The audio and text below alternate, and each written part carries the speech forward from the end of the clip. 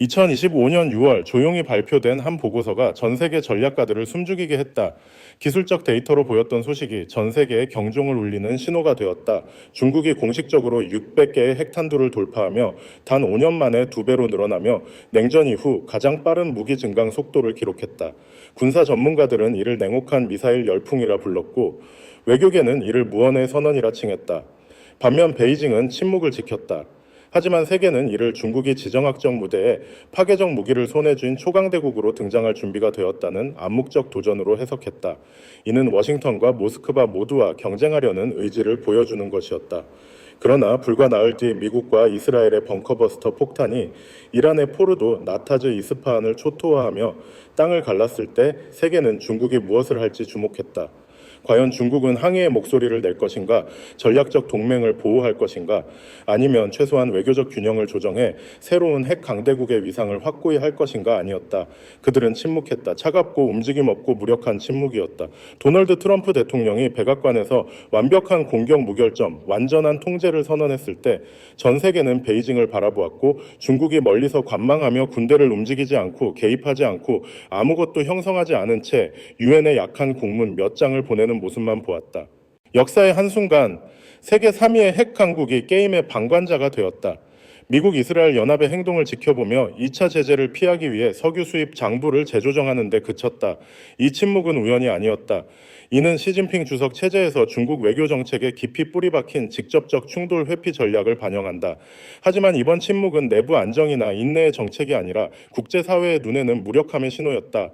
세계 최고의 핵무기 보유국이 동맹을 보호하지 못하고 위기를 막지 못하며 눈앞에서 전개되는 전략적 국면에 영향을 미치지 못했다. 이 기사가 강조하려는 가장 큰 전략적 역설은 바로 이것이다. 힘은 그 힘을 사용하는 능력 없이는 무의미하다. 중국은 핵무기, 첨단무기, 상업적 영향력을 보유하고 있지만 원거리에서 힘을 투사할 능력, 실질적 개입을 위한 정치적 결단, 그리고 이란 같은 동맹의 전략적 신뢰를 결여하고 있다. 미국이 폭탄으로 권력을 과시하고 석유 외교로 베이징의 에너지 관계 조정을 강요한다면 중국은 사용되지 않은 무기고와 누구도 인정하지 않는 역할만 남는다. 미국의 이란 공격은 단순한 군사 행동이 아니라 베이징에 보내는 명확한 전략적 메시지였다. 진정한 힘은 무기고에 있는 것이 아니라 적시에 적절한 장소에서 올바른 방식으로 사용하는 능력에 있다. 미국은 전쟁을 시작할 권리뿐 아니라 전쟁을 끝내고 평화를 강요하며 전후 무역을 조정할 권리를 보여주었다. 반면 600개의 핵탄두를 가진 중국은 관망하며 석유 수입 장부를 조정하고 2차 제재를 피하며 유엔에 냉정한 외교 공문을 보내는 데 그쳤다. 어둠 속에서 움직이는 베이징은 완전히 방관자였던 것은 아니다. 외교적으로는 신중하고 전쟁을 피하는 침묵을 유지했지만 깊은 곳에서는 베이징이 이란 위기에 관여하지 않았다는 여러 신호가 있다.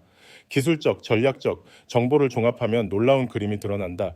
중국은 테헤란을 은밀히 지원했을 가능성이 있지만 직접 책임을 질 수 없는 형태로 영향력을 유지하면서도 후가를 감당하지 않을 정도로만 개입했다. 지역 및 서방 보고서에 따르면 2025년 6월 중순 미국 이스라엘 공습 직전에 중국에서 온 의문의 보잉 7447이 이란에 착륙하며 UAV 부품 벽2과 레이더 군사 위치 확인 장비를 실어 나른 것으로 전해진다.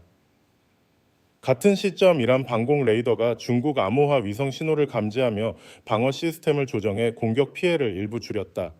베이징은 이를 인정하지 않았지만 로이터 타임스 오브 이스라엘 스트랩포 등은 이를 중국의 비밀 전술 지원의 증거로 본다. 이는 중국이 미얀마, 시리아, 북한에서 했던 방식과 유사하다. 그러나 이 은밀한 전략은 역효과를 낳았다. 중국은 이란의 친구로 보이려 했지만 서방이 핵 위기의 공모자로 보지 않기를 바랐다. 그러나 두 목표 모두 달성하지 못했다. 테헤란의 눈에는 중국이 폭격을 맞는 이란을 방치하며 보호하지 않았다. 미국과 동맹의 눈에는 베이징이 위기를 연장시키는 장비 공급의 배후로 의심받았다.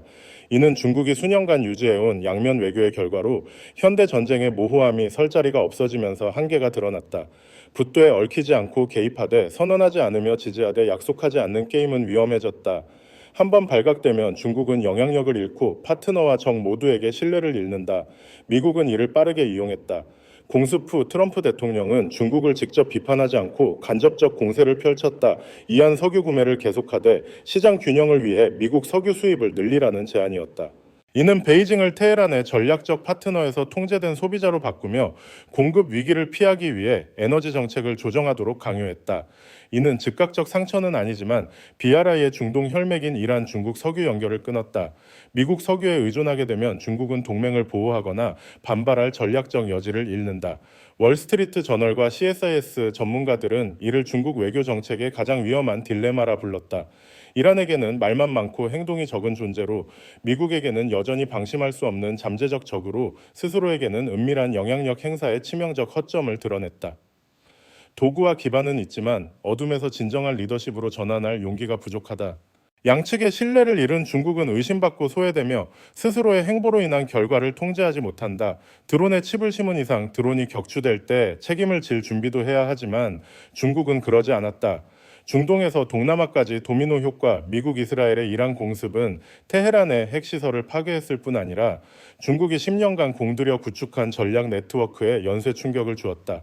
중동에서 아테 지역까지 포르도, 나타즈, 이스파한이 JBU-57 폭탄 아래 무너지자 BRI 에너지 공급망 지정학적 거점 등 베이징의 전략적 연결고리가 흔들렸다. 한 번의 공격으로 여러 전선이 붕괴했다.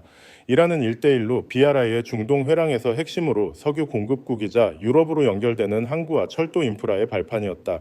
그러나 공습 후 모든 것이 바뀌었다. 로이터에 따르면 테헤란 마슈아드 철도 국경 물류 시스템 인도양 관문으로 여겨졌던 차바하르 항구 등 주요 프로젝트는 무기한 중단되었다. 중국 국영 기업들조차 지역 안보 불확실성 속에서 약속을 지속하기보다 보전을 택했다. BRI는 황금의 길에서 정치적 부담으로 변하며 중국은 지역 전략을 전면 재검토해야 했다. 하룻밤 사이 수백억 달러의 투자가 동결되었다. 자금 부족이나 진행 지연 때문이 아니라 중국이 파트너의 정치적 군사적 안보를 보장할 수 없었기 때문이다. 중동의 BRI가 위기에 처한 가운데 유라시아 대륙 반대편에서는 새로운 도미노 효과가 촉발되었다. 동남아 국가들이 미국으로 은밀히 축을 이동했다. 니케이 아시아의 보도에 따르면 공습 직후 필리핀과 인도네시아는 워싱턴에 정보 공유 방첩 훈련, 해상 레이더 제공 등 군사 지원을 비밀리에 요청했다. 이들은 미국과 중국 사이에서 망설였던 국가들이지만 이제는 중국이 지역 보호 역할을 수행하지 못한다는 실망감으로 한쪽을 선택했다. 한국과 일본은 더 이상 숨기지 않고 대-UAV 시스템 대잠수함 순찰, 미국과의 3자 동맹 강화를 포함한 국방 프로그램을 공개적으로 업그레이드했다. 워싱턴 포스트는 단도직입적으로 논평했다. 중국이 부재할 때 미국이 돌아온다.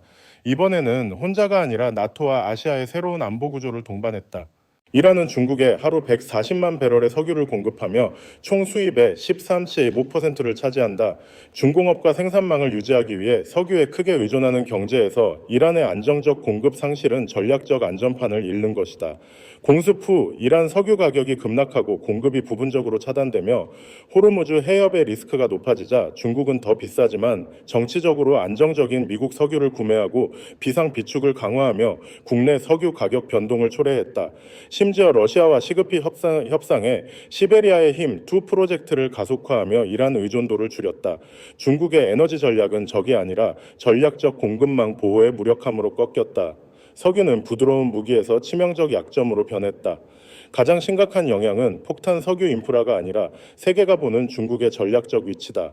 위기가 터졌을 때 중국은 자제를 촉구하며 구체적 행동 동맹 구출 합의 도출 없이 방관했다.